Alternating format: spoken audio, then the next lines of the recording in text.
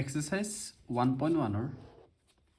exercise 1.1 question number 3 এতিয়া আমি question number 3 কৰিবলৈ গৈ আছোঁ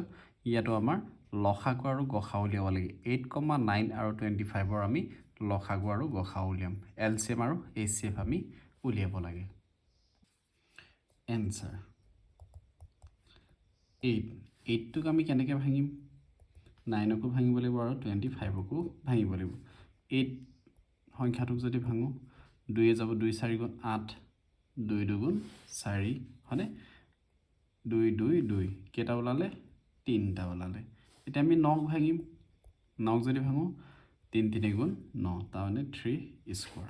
25 ক ভাঙিম এতিয়া 25 ক যদি ভাঙো 5 স্কয়াৰ 5 5 যা 25 বা 5 5 গুণ 25 5 কেটা পালো দুটা পালো হয়নে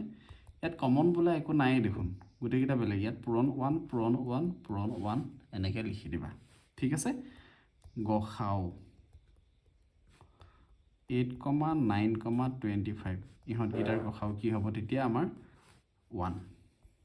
ঠিক আছে লসাগু কি হ'ব লসাগুত আমি গুটে কিটা কি কৰিব লাগিব পুৰণ কৰি দিব লাগিব 8,9,25 কি কৰিব লাগিব 2 কিউব 3 স্কয়াৰ